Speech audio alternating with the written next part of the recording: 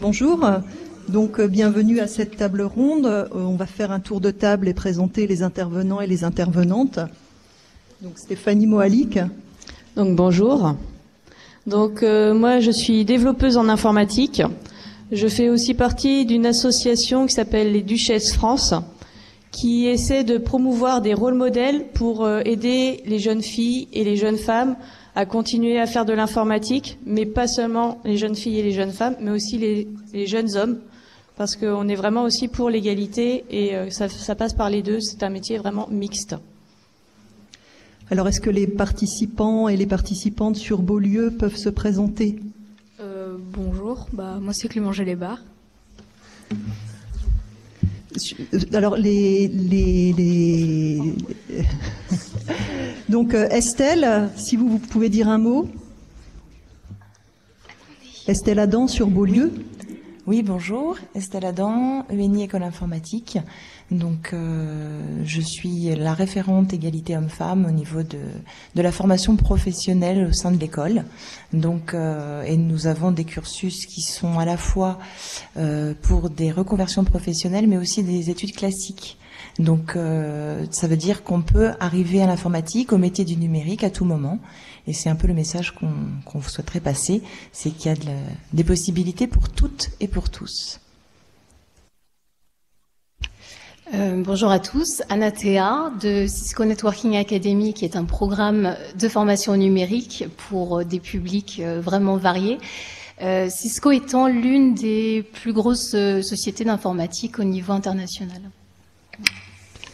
Donc sur Beaulieu, nous avons également Chantal Morlet et Michel Briand. Et sur Iroise, la table ronde sera animée par Yann Marchand, à qui je passe la parole. Bonjour, je m'appelle Yann Marchand. Alors ma petite étiquette, je suis philosophe, et je suis philosophe pour enfants. Ouais, pour les collégiens surtout. Ça fait rêver, hein. Vous savez même pas ce que c'est. Bon, toujours est-il que je vais vous aider à prendre la parole et à poser vos questions aux différents intervenants. Et les intervenants se feront grand plaisir de répondre à ces questions lorsque vous les aurez précisées. On peut peut-être commencer par le collège Évariste Gallois, c'est ça? Non? Donc sur Villejean. Oui. Ouais, à Villejean. Et c'est Olivier qui voulait poser certaines questions. Alors, excusez-moi, je me repère un peu avec les écrans. Est-ce que Olivier peut montrer sa bouille? Donc moi, je coupe. Peut-être tu peux te lever, Olivier, qu'on te voit bien. Bonjour à tous.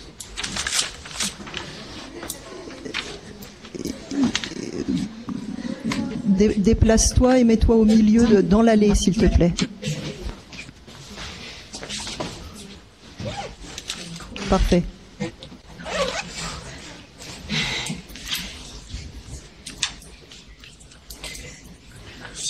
Alors, bonjour à tous. Donc, on vient du collège Évariste Gallois et on avait plusieurs questions. D'abord, est-ce que vous pouvez donner une définition globale des métiers du numérique?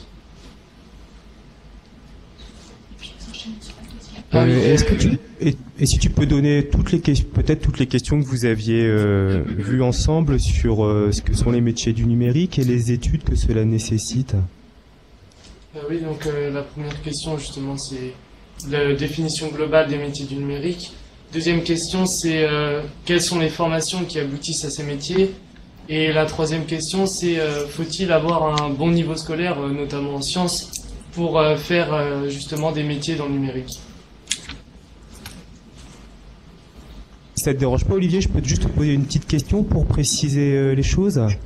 C'est sur ta dernière question sur les formations numériques nécessitent-elles un bon niveau scolaire? Si vous vous êtes posé la question, c'est que vous avez peut-être une petite idée de la réponse.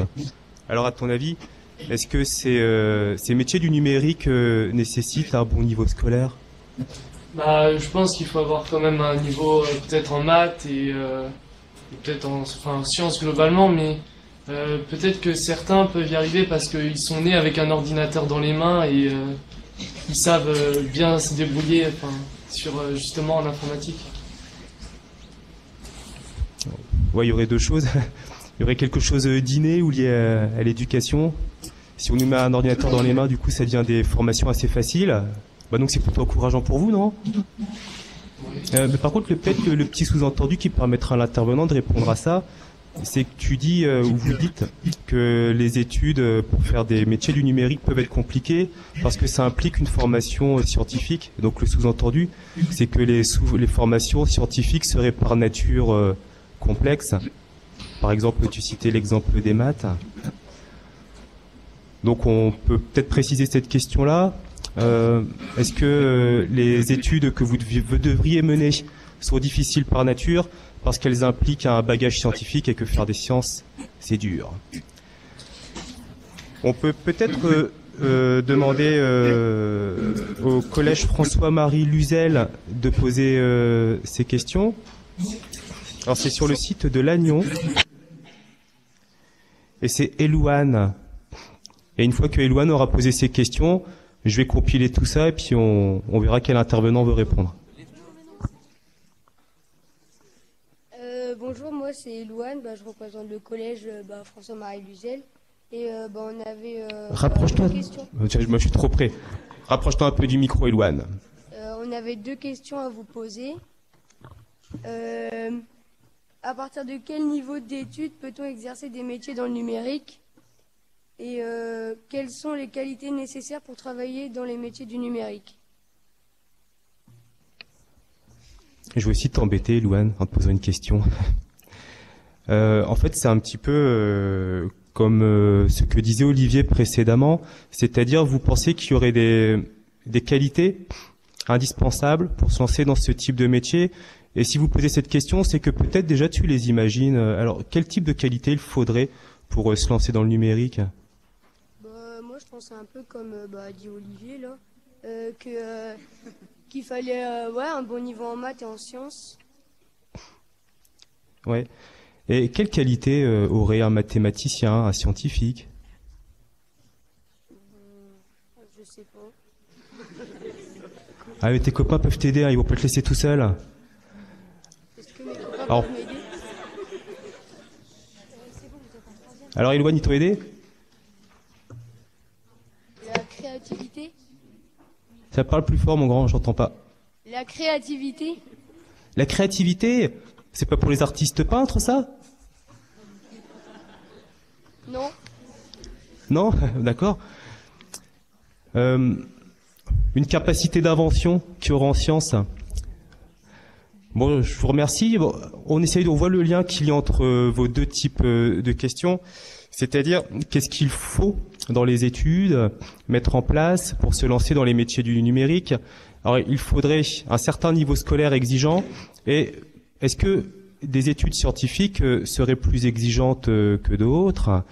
Et peut-être que ces études scientifiques seraient exigeantes parce qu'elles nécessitent certaines qualités.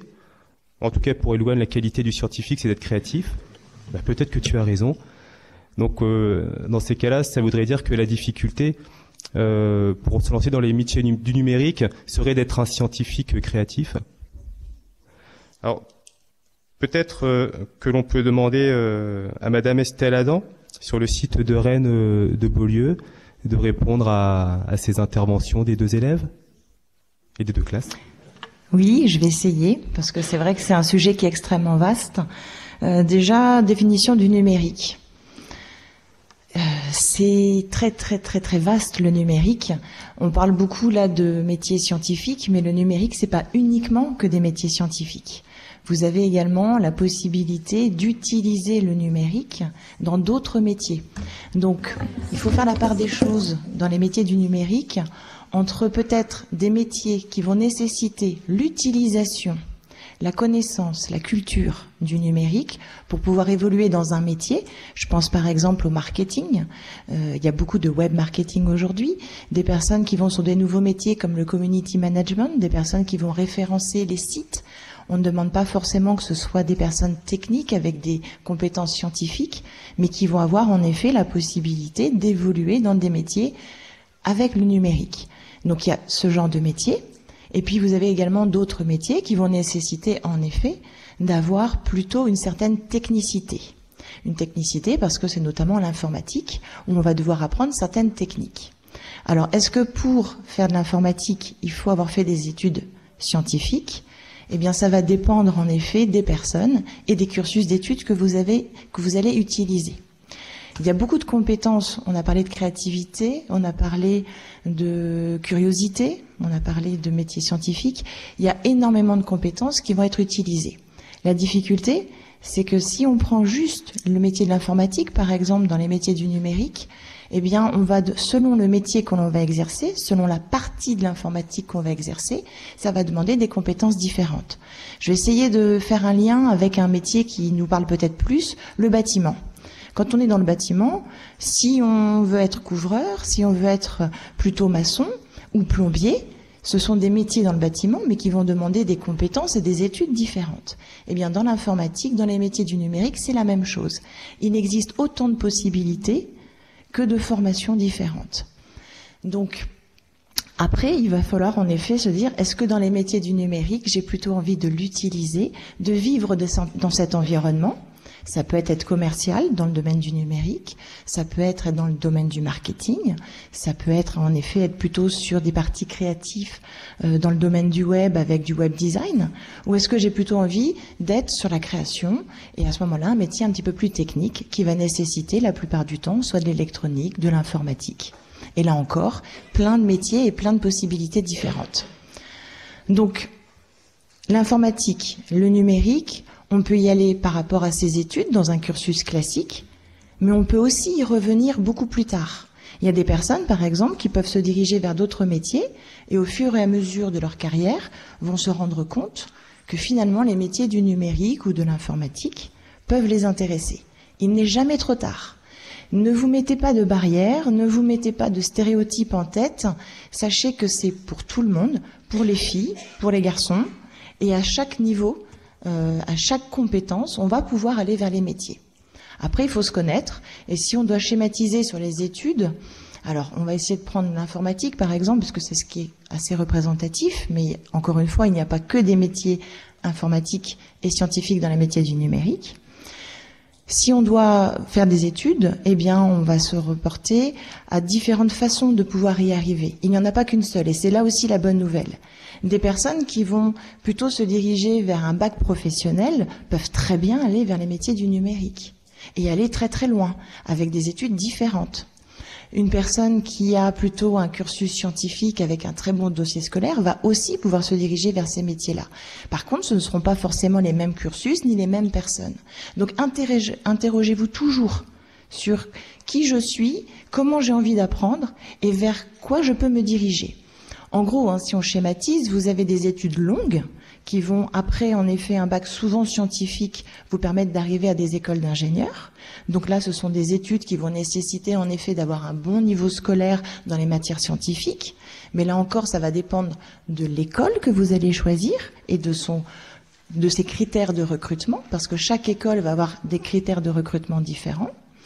Et puis, ça veut dire que vous allez avoir 5 ans d'études plutôt longues, où vous allez avoir beaucoup de matières scientifiques, et puis on va travailler votre esprit. Ça, ce sont les écoles d'ingénieurs. Et au fur et à mesure du temps, suivant l'école que vous avez choisie et les options, vous allez arriver à différents métiers dans le domaine du numérique. De l'informatique, ça peut être de l'électronique, ça peut être aussi des options dans le domaine du commerce pour être dans les métiers du numérique, etc. Vous avez également des possibilités, c'est d'aller à la faculté. Vous pouvez très bien aller à l'université et avoir un cursus qui va, en fonction des options et en fonction des catégories, vous permettre d'accéder à différents niveaux. Vous avez ensuite des études que vous pouvez faire étape par étape, où chaque moment va être diplômant. Vous avez des BTS dans le domaine de l'informatique, vous avez des DUT et vous avez des formations professionnelles. Alors, si on doit répondre à une des questions qui était à partir de quel niveau peut-on accéder ? Il y a, dans les métiers du numérique, possibilité d'y accéder après un bac plus 2, un bac plus 3, 4, 5. Il y a des métiers qui vont correspondre à tous ces types de formations. Plus vous irez loin dans les études, plus vous aurez le choix. et plus vous allez pouvoir en effet acquérir un certain nombre de compétences. Mais une personne qui va se diriger dans un métier après un bac+2, c'est une personne qui n'occupera pas forcément le même poste ou qui n'aura pas forcément la même évolution de carrière que quelqu'un qui aura eu un bac+5. Mais parce que peut-être aussi ce n'est pas forcément son choix. Donc, et puis après, il est possible aujourd'hui, on se forme d'abord pour apprendre un métier, mais tout au long de sa carrière, on va se former. Et d'autant plus dans les métiers du numérique où on ne connaît pas encore les métiers de demain. Donc il y a énormément de métiers qu'on ne connaît pas encore aujourd'hui et qui sont en émergence. Il y avait des métiers qui existaient autrefois, qui dans le domaine du numérique, on l'a vu par rapport aux évolutions, les ordinateurs n'ont plus rien à voir aujourd'hui, l'utilisation des ordinateurs n'a plus rien à voir. On ne sait pas dans 10 ans comment ça sera. Les compétences, elles peuvent être donc différentes, enfin elles peuvent être extrêmement différentes suivant est-ce que je fais du développement en informatique? Est-ce que je vais être plutôt sur la partie système et réseau? Est-ce que je vais plutôt être sur l'assistance utilisateur? Est-ce que je vais plutôt utiliser un côté créatif pour faire du web design dans le domaine donc du web? Est-ce que j'ai plutôt des compétences de communication et je vais utiliser le numérique pour pouvoir permettre à mon entreprise de mieux communiquer sur les réseaux sociaux ou ailleurs? Eh bien, vous voyez, ça va être des compétences différentes, avec des filières d'études différentes, et pour des personnes différentes. Donc, la bonne nouvelle, c'est qu'il n'y a pas une seule solution, il y en a plein. Soyez curieux, renseignez-vous. Si vous voulez travailler dans le domaine du numérique, eh bien, quel que soit votre niveau, quel que soit votre parcours, il y a une place pour vous. Après, c'est clair qu'il va falloir travailler. Tout ce que vous pouvez mettre, là vous êtes en 3e, tous, si vous avez envie d'être dans ces métiers-là, commencez dès maintenant. Commencez dès maintenant à faire des projets, à vous renseigner, puisque c'est ce qui fera la différence entre vous et une autre personne. La curiosité, l'appétence pour ce métier est un plus énorme. Après, eh bien, la voie que vous allez choisir, ça sera en fonction de vos résultats scolaires, en fonction de vos envies, en fonction de qui vous êtes. Bon, voilà les élèves rassurés, j'imagine, en tout cas sur la question que vous posez. Est-ce qu'il y aurait un parcours d'élite exigeant, des qualités qui seraient innées ou à développer à force de travail et de rigueur? Oui, bien sûr, les métiers sont ouverts pour les enfants qui vont dans cette voie-là. Mais avant tout, c'est ça, si vous avez des passions ou des intérêts, il y a forcément une connexion avec le monde numérique. Donc si vous êtes artiste peintre, on en parlait tout à l'heure, vous pouvez vous lancer dans le numérique. Si vous êtes un scientifique pur et dur également. Bon, j'espère que ça répond aux questions d'Olivier et d'Élouane. Pourrait-on passer au collège François Collobert de Pont-de-Buis? Ils sont sur le site de Brest-Bougain. Ambre et Milan, c'est mieux, avaient des questions à nous poser sur le métier, à proprement parler, et non plus sur les études. Alors, est-ce que Ambre et Milan veulent bien prendre la parole? Oui, bonjour. Je viens du collège François Collobert. On a plusieurs questions à vous poser. Est-ce que tu peux juste lever la main qu'on voit où qui tu es? Ouais, en noir. Merci, c'est gentil. D'abord, est-ce qu'il y a une limite prévisible au développement du numérique? Autrement dit, tu sens que le numérique est en progrès, que ça change. Jusqu'où on pourrait aller, tu penses, toi? Bah, peut-être qu'à un moment on aura tellement développé qu'on pourra plus développer, on pourra que sécuriser. Enfin, on aura créé tout ce qu'il faudra pour, tout ce qu'il y aura d'important. D'accord. C'est-à-dire qu'on pourrait de notre vivant voir tout ce que le numérique est capable de développer, et après on passerait à autre chose. Oui. C'est-à-dire que tout ce qui est à faire serait fait, et on assisterait à la naissance et au déclin et à la mort de l'ère du numérique, et tout le monde s'installerait. Oui. Peut-être on peut compléter avec le collège Édouard Kéo de Ploudalmézeau. Alors, ils sont sur le site de Brest-Iroise. Bah, c'est vous, en fait. Ah bah oui. Bon. Clément, à toi de jouer. Quel est l'avenir des métiers du numérique et quels sont les métiers numériques du cinéma? Quels métiers du numérique offrent les meilleurs salaires et évolutions? Et les métiers du numérique sont-ils réservés à ceux qui ont davantage un profil scientifique? Alors pour le profil scientifique, ça avait été traité auparavant.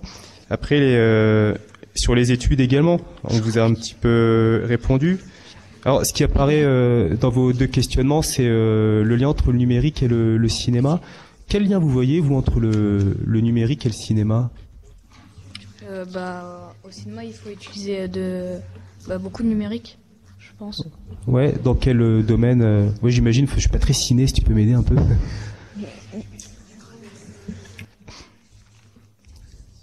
Vous pouvez répéter, s'il vous plaît?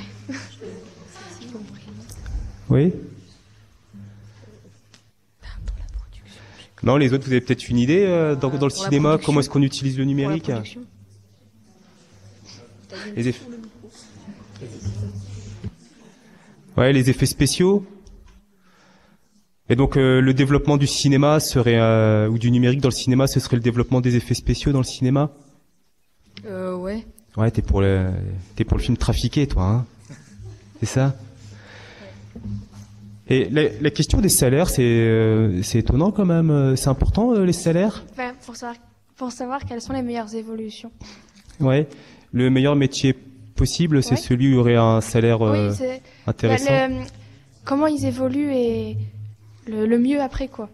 Ouais. À la fin de l'évolution. Et ça pourrait te décourager de te lancer dans les métiers du numérique si on t'apprend que les salaires sont bas? Je sais pas. Ouais, les copains peuvent t'aider. C'est important le salaire pour le métier? Oui. Oui, merci. Bon, c'est que je connais pas la réalité des salaires dans le numérique. On vous donnera tout ça. Alors peut-être on peut demander à Madame Moalik et Madame Théa, l'une sur le site de Brest-Iroise et l'autre sur le site de Rennes-Beaulieu, de répondre aux questions que vous vous posez. C'est-à-dire, est-ce qu'on va connaître une stagnation du développement du numérique? Et ensuite, est-ce que quelle est la réalité des salaires, où est des conditions de travail dans le numérique? Et le troisième pôle qui est peut-être un petit peu déconnecté, vous voyez bien vous projeter dans cet univers du cinéma numérique, quel est l'avenir là-dedans? Peut-être on peut commencer par Madame Moalik. Alors si on veut que les jeunes soient pas épuisés par la durée de la conférence, on peut peut-être faire des réponses un peu plus brèves, car je vois qu'on s'approche de l'heure de midi. Ouais. D'accord, je vais essayer de répondre à vos questions. Par rapport aux limites prévisibles des développements du numérique, comme on vous le disait tout à l'heure, on ne sait pas quels seront les métiers de demain. Donc on ne sait pas les développements qui seront nécessaires pour demain. On ne sait pas comment va évoluer le monde. Donc il y aura toujours quelque chose à créer, il y aura toujours quelque chose à faire évoluer, il y aura toujours des choses à faire. C'est comme dans tous les métiers, il y a toujours des choses à faire. Et après, savoir si ça sera numérisé ou pas, c'est un autre problème. Donc en fait, pour le moment, à l'heure d'aujourd'hui, on voit pas de limite. C'est l'avantage aussi qu'on a avec le numérique, c'est que ce n'est pas limité dans le temps, ni dans les moyens, ni de la façon de le faire. Est-ce que, quand vous réfléchissez, est-ce que vous avez des limites dans vos idées? Et en fait, ça vient de là. On n'a pas de limite parce qu'on n'arrive pas à limiter nos idées. On a toujours des idées, on en a plein. Donc on peut toujours faire des choses. Concernant la réalité des salaires, c'est une grande question, mais pour tous les métiers, ça va être pareil. Il n'y a pas besoin d'être dans le numérique pour se poser la question, est-ce que je vais faire ce métier-là parce que c'est mieux payé qu'un autre? Tout va dépendre de ce que vous voulez faire. Si vous faites un métier qui vous passionne, le salaire, ça pourrait être secondaire. Si votre métier vous passionne pas, le salaire, je vous l'accorde, ça sera la priorité parce qu'il faut bien manger. Mais on peut pas vous dire que si vous faites tel métier, vous serez payé tant. D'ailleurs, c'est pas une bonne façon de calculer. C'est pas une bonne façon de choisir. Pour tous vos choix, vous arriverez toujours à la même conclusion. Et enfin, je vais répondre au cinéma numérique de ce que j'en vois. Et je laisserai après Anathea compléter mes réponses. Donc dans le cinéma numérique, vous avez vu qu'il y a eu beaucoup de choses, beaucoup d'avancées au niveau des effets spéciaux. Mais la numérisation n'est pas que là. Elle n'est pas que dans les effets spéciaux, dans les rendus, dans les calculs. Il y a beaucoup de choses que vous voyez pas à l'écran Et c'est ça qui est magnifique en fait avec ce métier, c'est que vous allez pouvoir découvrir beaucoup de choses si vous grattez un petit peu la surface. C'est pas que sortir un Jurassic Park 3D avec des images en 3D. Non, c'est des fois ça peut être juste rajouter un petit fond vert pour voir la ville de Paris quand c'est un film américain. Ils vont pas forcément aller le tourner à Paris. C'est rajouter des vagues là où il y en avait pas parce que c'était une mer d'huile. C'est vraiment des fois juste du petit traitement d'image, rajouter un soleil alors que ce jour-là il faisait gris. C'est le numérique est vraiment des fois c'est des toutes petites touches, que ce soit dans le cinéma ou voire même à la télé, dans les pubs, vous en avez vraiment partout. C'est ça qui est beau. On peut laisser la parole à Anathea si vous avez terminé. Merci. Alors moi pour compléter les limites par rapport au numérique, je sais pas si vous vous rendez compte, mais il y a 20 ans le numérique, la plupart des gens ne s'en servaient pas. Aujourd'hui, je ne sais pas si vous connaissez le site internet TED, c'est des vidéos mais vraiment inspirantes. Aujourd'hui, on arrive à imprimer des reins humains, par exemple, avec des imprimantes 3D. Avec le numérique, on arrive à consulter chez le médecin quand on fait partie des populations qui sont vraiment très éloignées des zones urbaines. On arrive à répondre à des problématiques environnementales, à améliorer la qualité de l'air, à répandre l'éducation dans les pays en développement par des écoles connectées, par exemple. Donc vraiment, le numérique aujourd'hui, au lieu de parler des limites, moi j'ai envie de vous dire, qu'est-ce que vous en ferez? C'est vraiment vous, aujourd'hui, la génération qui va décider des orientations de l'Internet, mais surtout des objectifs que vous voulez remplir avec. Alors soit vous êtes passionné par l'informatique, si c'est vraiment des métiers techniques, mais allez-y, lancez-vous. Ce qui est vraiment important aujourd'hui, je pense, c'est d'identifier ce qui vous anime. Le matin, quand vous vous levez, qu'est-ce qui vous fait vibrer? Aujourd'hui, vous avez 13-14 ans. Vous vous demandez peut-être ce que vous voudrez faire de votre vie. Alors, je vais vous dire une chose, que ce soit 30, 40, 50 ans, il y a toujours des gens qui se posent la même question. Aujourd'hui, vous avez accès à l'information comme les générations précédentes n'ont jamais eu accès à quelque chose de tangible. Aujourd'hui, mais creusez vos questions. Par rapport au cinéma, le numérique dans le cinéma, vous avez énormément d'informations sur Internet. Par rapport au métier du numérique, je vous recommande un site Internet qui s'appelle métier.internet.gouv.fr. Ça vous représentera la majorité des palettes des métiers du numérique. Donc, un stéréotype qui est véhiculé, c'est que c'est surtout des profils scientifiques. Pas du tout.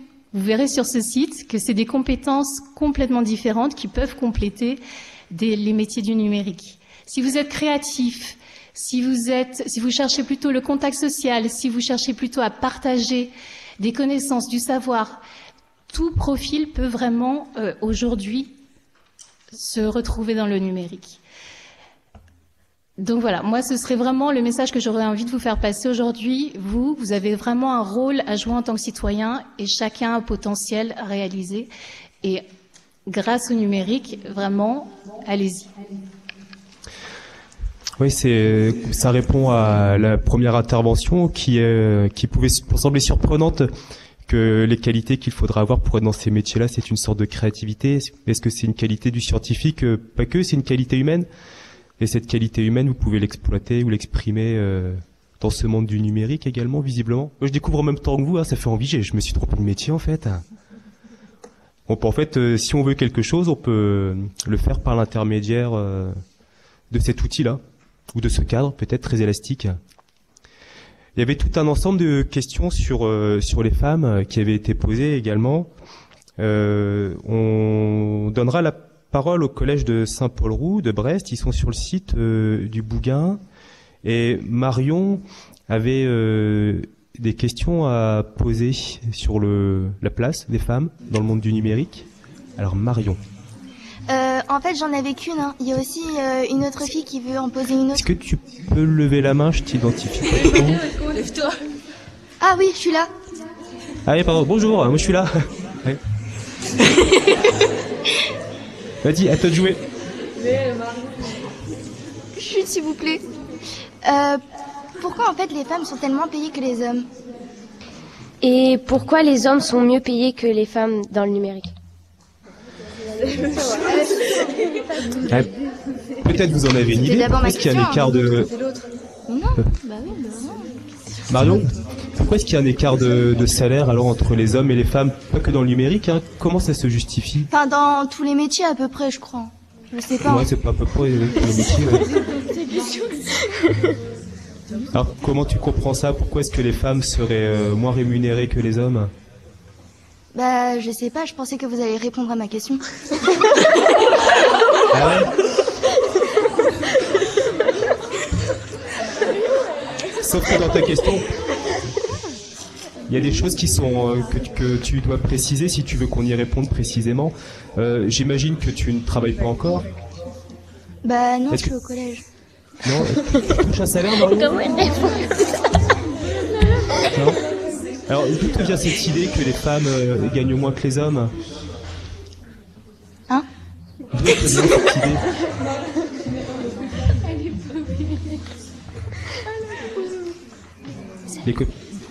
Les copines peuvent t'aider. Hein. D'où elle te vient cette idée que les hommes gagnent plus et les femmes moins? Elle a décroché? Non. Marion, tu te caches. Hein? Non, mais c'est à la caméra tournée. Elle n'a pas la caméra. Je n'ai pas d'idée. T'as pas d'idée? Ah bon, bah on va te laisser tranquille alors. Bah je rallume. C'est bon. On va demander au collège Échange de Rennes. Et Elias avait des questions également sur la place des femmes dans le numérique. Elias. Bonjour, je suis Elias, donc j'ai 3 questions à poser. Voilà, c'est moi. Ouais. Donc j'ai 3 questions à poser par rapport à la place des femmes dans le numérique. Donc est-ce qu'elles occupent les mêmes places et surtout est-ce qu'on leur fait plus ou moins confiance qu'aux hommes? Ensuite, est-ce que tous les métiers liés au numérique sont-ils aussi bien accessibles aux hommes qu'aux femmes? Et est-ce que les femmes seraient plus attirées par le côté artistique des métiers du numérique? Alors, il y a une identité entre vos deux interventions. Les femmes seraient moins payées que les hommes, donc c'est qu'il doit y avoir une raison. Et peut-être, Elias commence à donner déjà une forme de réponse, c'est-à-dire que les femmes bénéficieraient de moins de confiance dans le cadre des métiers, ce qui pourrait justifier un écart de salaire. Est-ce qu'on pourrait demander à Madame Morlet, sur le site de Rennes-Beaulieu, déjà de confirmer cet écart de salaire et peut-être de donner des pistes pour comprendre les raisons de cet écart, s'il existe? Alors, je ne suis pas une spécialiste de la question, je veux le dire tout de suite. Donc, je connais comme tout le monde les chiffres d'écart de salaire. Il faut faire attention aux chiffres globaux qui sont calculés et qui sont une moyenne, parce que ça pourrait donner l'idée que quand les filles vont arriver sur le marché du travail, pof, c'est 15% en moins. Non, c'est pas tout à fait comme ça que ça se passe. Moi, je connais effectivement le milieu, nos élèves qui sont ingénieurs ou managers, notamment ceux qui ont suivi une formation autour des technologies de l'information, quand ils entrent sur le marché du travail, ils ont exactement les mêmes salaires. Les hommes et les femmes ont le même salaire. Donc, sortez-vous complètement de la tête que quand on est une femme, ok, on commence déjà avec 20% de moins. Non, c'est pas ça. Alors, qu'est-ce qui se passe? Après, il y a la carrière. Mais j'aimerais bien que d'autres éventuellement répondent. Après, il y a la gestion de la carrière. Et là, c'est là que quand on voit notamment ceux qui ont fait des études supérieures, il y a des statistiques qui sont faites. Là, on observe un décrochage, et plus on monte haut, plus on peut observer un écart. Pourquoi? C'est parce que il va y avoir... Alors, la question était, est-ce qu'on leur fait moins confiance?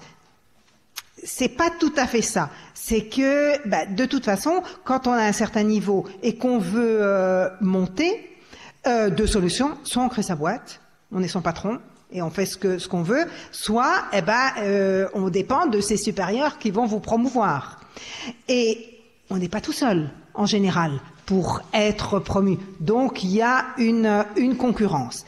Alors cette concurrence, comment elle va se faire et comment les femmes vont se retrouver dans un certain nombre de cas avec un salaire inférieur, c'est que on va avoir un peu tendance, si elles n'y prennent pas garde, à leur confier des projets plus faciles, moins risqués, mais donc du coup qui vont moins leur assurer une promotion. Alors, je crois qu'aujourd'hui, il y a des réseaux de femmes. Bon, on a parlé de Duchesse, d'autres réseaux de femmes, et les femmes sont de plus en plus attentives au fait que, attention, si j'accepte tel poste, telle mission, quoi pour l'avenir? Voilà, ça c'est mon expérience, mais peut-être vous voulez compléter?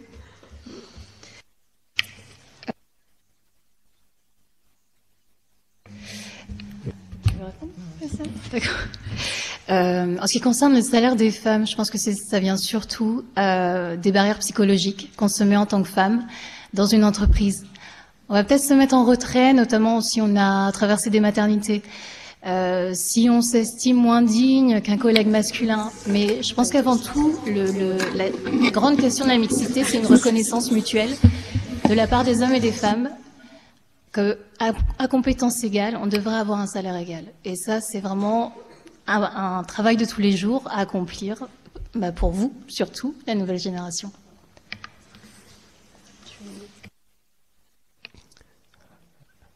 En tout cas, ça répond... Peut-être si je peux rajouter une toute petite chose, c'est sur la question, parce que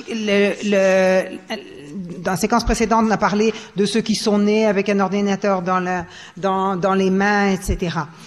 Les universités, et il en existe, qui ont réussi à attirer des filles de façon à créer des milieux mixtes, eh bien, elles avaient eu tendance jadis à recruter des gens qui étaient déjà bien avertis en matière d'informatique, donc déjà compétents. Eh bien, ils ont totalement changé leur politique. Et le fait d'être déjà compétent en informatique n'est plus un critère de sélection de leurs étudiants. Et pourquoi? Parce que d'abord, elles voulaient s'ouvrir à différents profils, et d'autre part, parce qu'elles se sont rendues compte que c'était à elles d'adapter leurs cours, et au bout d'un an, tout le monde était à niveau, et ceux qui avaient une expérience antérieure en informatique ne faisaient pas du tout de meilleures études que ceux qui arrivaient et qui ne savaient rien. Excusez-moi, j'aimerais juste revenir sur une question. C'était sur est-ce que les femmes elles seraient plus attirées par le côté artistique des métiers du numérique? Alors, est-ce que les femmes sont plus attirées par le côté artistique dans le numérique? Alors, encore une fois, je pense que c'est une question vraiment de stéréotype. Il y a autant d'hommes que de femmes artistiques. C'est juste que souvent, ce qui freine les gens, c'est la peur. La peur de l'échec, la peur du regard des autres, je pense surtout. C'est ce qui fait que certains n'osent pas, donc si on parle de carrière artistique, certains n'osent pas se lancer parce que ce sera plus stéréotypé pour les femmes. Donc encore une fois, la mixité, ça concerne aussi bien les hommes que les femmes. En tant qu'hommes, il y a des métiers qui sont traditionnellement réservés aux femmes, mais casser ces barrières-là. Vraiment, sortez du cadre et vraiment, enfin, vous avez le pouvoir, quoi. Vous êtes la nouvelle génération. Donc, cassez les stéréotypes. Les stéréotypes, c'est fait pour une ancienne société. Ce sera plus la vôtre. Les métiers de demain, ils n'existent pas encore. Donc, c'est vraiment à vous de les inventer et à vous de vraiment faire de votre vie ce que vous en voulez. Oui, vous voyez que le nerf de la guerre pour les collégiens qui ont posé des questions, ce sont les représentations que nous avons des choses, que les métiers sont forcément liés à des cursus qui sont difficiles, qu'être scientifique c'est dur, que tel ou tel métier réclame telle ou telle qualité ou telle compétence, et ça tombe un petit peu à bas avec les propos de vos intervenants. Et pour la question des femmes, ça répond sûrement à vos questions. S'il y a des écarts, bien entendu, il faut peut-être pas négliger le fait qu'il y ait une domination masculine et ça s'exprime dans les salaires. Mais vous avez raison également de dire qu'il y a aussi une soumission féminine, c'est-à-dire qu'on peut être prisonnier de ces représentations et avoir des inquiétudes ou des craintes qui sont infondées. Et que les filles soient plus créatives que les garçons, plus bavardes, plus sensibles. Ça, c'est la société d'hier, c'est ça, Madame Théa? C'est ce que l'on disait. Il y avait tout un ensemble de questions qui étaient sur le thème de la société et des modifications de la société qu'allait engendrer le développement du numérique. Et pour évoquer ce volet-là, on donne la parole au collège Le Landry de Rennes. Ils sont sur le site de Villejean. Et Mathilde avait sûrement plein de choses intéressantes à nous dire. C'est bon, Mathilde. Alors, bonjour, je m'appelle Mathilde Lebras. Donc, nous, le collège du Landry, on aurait 3 questions à vous poser. La première, c'est comment vérifier la véracité de l'information. Deuxièmement, comment se fait-il que l'on reçoive des pubs ciblées? Et pour finir, comment se protéger des hackers? Oui, il y aurait deux pôles, c'est sur les informations que l'on délivre avec les ordinateurs, qui deviennent des informations publiques, c'est ça? Oui. Oui. Du coup, je te vois pas, Mathilde, est-ce que tu peux lever la main? Vous me voyez ou pas? Tu es là? Ah d'accord, pardon. Toi, tu laisses des informations personnelles sur ton ordinateur? Oui. Enfin, un peu. À peu près? Ouais. Et pourquoi ça te gênerait qu'elles deviennent publiques? Bah, j'ai pas envie que tout le monde connaisse ma vie. Ouais. Et de quoi n'aurais-tu pas envie? Tu m'as mal compris. Je sais pas moi. J'ai rien à cacher. Enfin, ouais, des trucs ainsi. Mais je te parle. Des trucs ainsi. Alors les copains pour aider à formuler, maintenant si tu peux dire ce qu'ils t'ont dit, alors pourquoi ça te dérangerait? Bah, il y a des trucs personnels, ouais, des choses personnelles. J'ai pas spécialement envie que tout le monde sache, même des messages et tout. T'as des choses personnelles à cacher aux autres, Mathilde? Non mais... J'ai genre... Ouais. En tout cas, le rire veut dire beaucoup de choses. Effectivement, on met des données personnelles sur ces machines-là, et ce serait excessivement gênant que tout ceci soit su, vu, exploité, utilisé commercialement. Bon. Il y avait aussi des interrogations du collège de l'Échange à Rennes. Donc on est sur le site de Beaulieu. Et c'est Marguerite et Alexis qui avaient des questions à poser. Je commence. Donc on voulait savoir quelle est la différence entre informatique et numérique. Ah, c'est pointu ça quand même, hein. Alors il y a deux pôles qui se dégagent, c'est-à-dire quel est l'avenir des données numériques, comment les protéger, faut-il les sécuriser ou faut-il que tout ceci soit ouvert, et la question peut-être plus technique, y a-t-il une différence conceptuelle ou de définition entre l'informatique et le numérique? On pourrait demander à Monsieur Briand, sur le site de Rennes-Beaulieu, de répondre à ces deux interrogations. Je pense que les collègues pourront compléter, parce que les questions commencent à être un petit peu compliquées.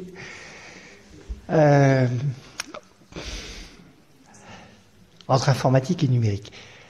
Je dirais le numérique, c'est tout ce qui a un peu attrait à la numérisation de la société. Donc, lorsque l'on va utiliser des outils numériques ou des contenus numériques pour la formation, on parlera effectivement plutôt de numérique que d'informatique. L'informatique, c'est plutôt, je dirais, une science, une discipline qui utilise des technologies.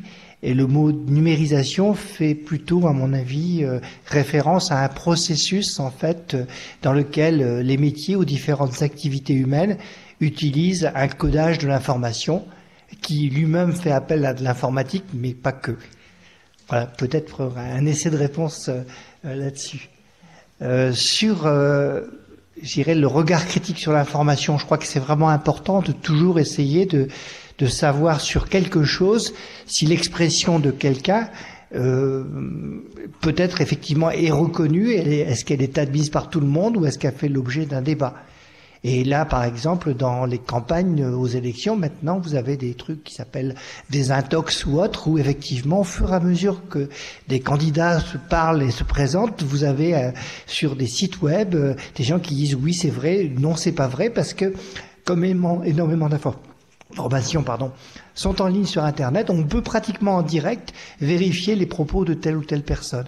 Donc aujourd'hui, par rapport à quelque chose qui est dit par un ami ou qui est dit dans la presse ou ailleurs, vous pouvez aller regarder d'autres informations et essayer de voir si tout le monde dit la même chose là-dessus ou s'il y a des points de vue différents.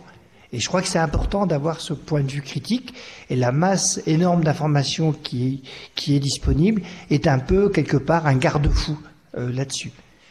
Sur les données, je pense qu'il faut, c'est à chacun de voir, mais séparer un peu la sphère privée de la sphère publique. Moi, j'ai des comptes Facebook et Twitter, mais comme j'étais élu municipal, ce sont des comptes publics, parce que j'ai choisi de le faire. Si je devais avoir des comptes privés sur ma vie personnelle, je pense que je les séparerais. Je pense que c'est important de séparer les deux, parce que et de faire attention aussi à ce qu'on dit, parce que le web a une mémoire, et demain, lorsque vous chercherez un emploi, il se peut que votre employeur aille regarder les comptes Twitter ou Facebook ou autres, et des écrits de jeunesse peuvent être un peu, peut-être des fois, embêtants. Donc, si vous ne configurez pas vos comptes sous en limitant l'accès à ce que vous dites, si tout le monde peut voir ce que vous dites, ça peut avoir des conséquences ultérieures dans votre vie professionnelle, et c'est important effectivement de respecter ça. Ensuite, il y a tout un débat en Europe et en France pour que les données respectent la loi. En France, il est interdit à un employeur, par exemple, de lire le mail de ses employés. Le mail est de caractère privé. Et lorsque vous envoyez des mails à quelqu'un, c'est un échange privé qui est protégé. Or, si vous utilisez des boîtes aux lettres comme Gmail ou d'autres, qui sont hébergés à l'étranger, ces lois ne sont pas respectées, et tous les mails que vous envoyez sur ces boîtes aux lettres sont lus pour le moment par les machines, mais elles sont effectivement lues et stockées et archivées, ce qui n'est pas possible en France.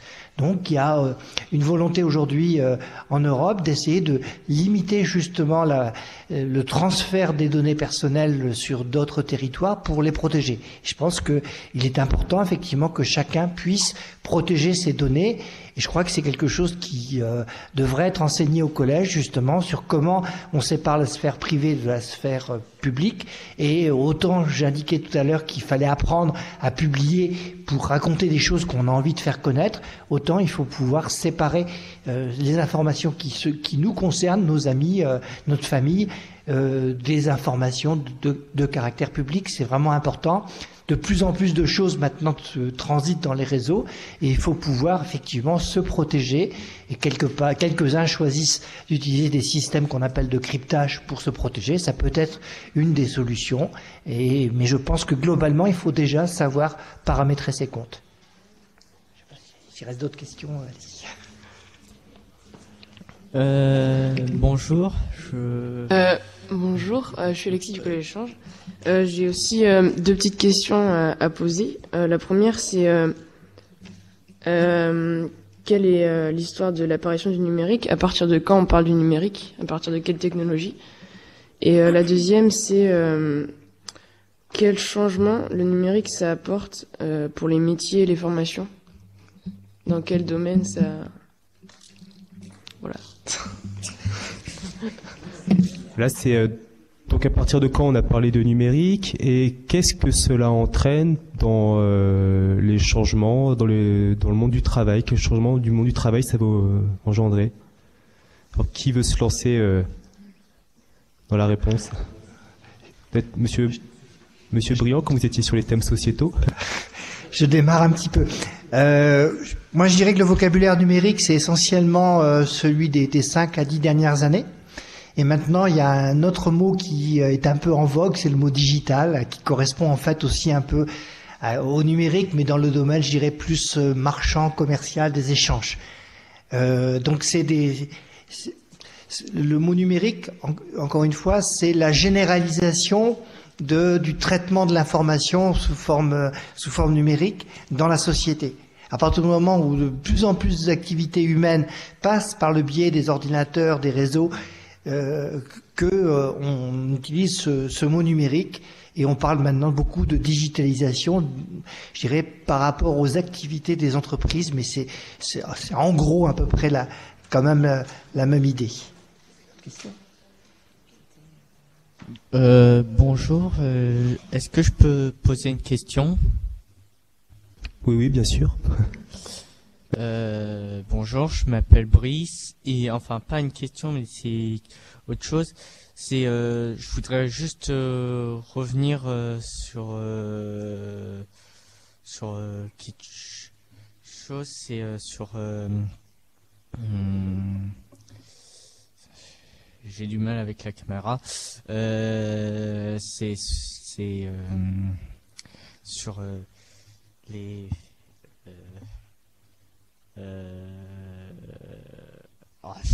j'y arrive pas.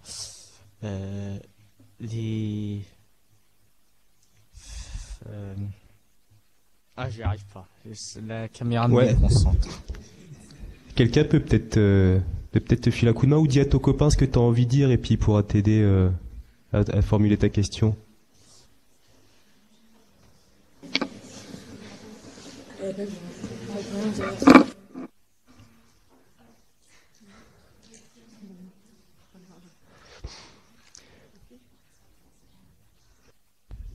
Bon, je reprends juste ce que dit monsieur Briand, si l'idée de Brice lui revient.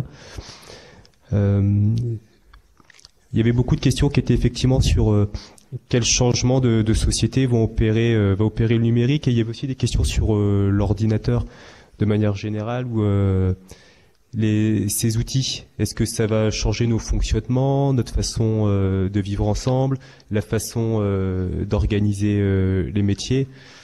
Bon, tout ceci vont rester des champs inexplorés pour aujourd'hui. Pas vraiment, parce que je vous invite, donc je voudrais remercier d'abord toutes les classes qui ont joué le jeu et qui ont bien voulu participer à cette table ronde. Pour nous, c'était vraiment important que vous soyez tous impliqués.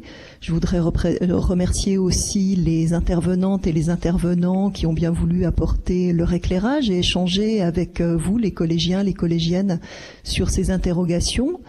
Vous allez pouvoir continuer à échanger avec certains d'entre nous dans le cadre du repas qui va être servi sur chacun des sites. Et puis ensuite, dans l'après-midi, vous allez pouvoir vivre le numérique dans le cadre d'ateliers qui ont été préparés par les établissements d'enseignement supérieur qui sont partenaires de cette journée. Et vous allez, en fin d'après-midi, on va tous se retrouver à nouveau dans les téléamphithéâtres pour partager cette expérience. Et puis, il y a quelques-uns des jeunes qui sont présents qui nous diront ce qu'ils ont pensé de cette journée. Peut-être vous pourrez un peu nous raconter ce que vous avez fait dans l'après-midi, parce que vous ferez pas tous la même chose. Donc je vous dis à tout à l'heure, bon appétit, bon après-midi, profitez bien des ateliers et à bientôt.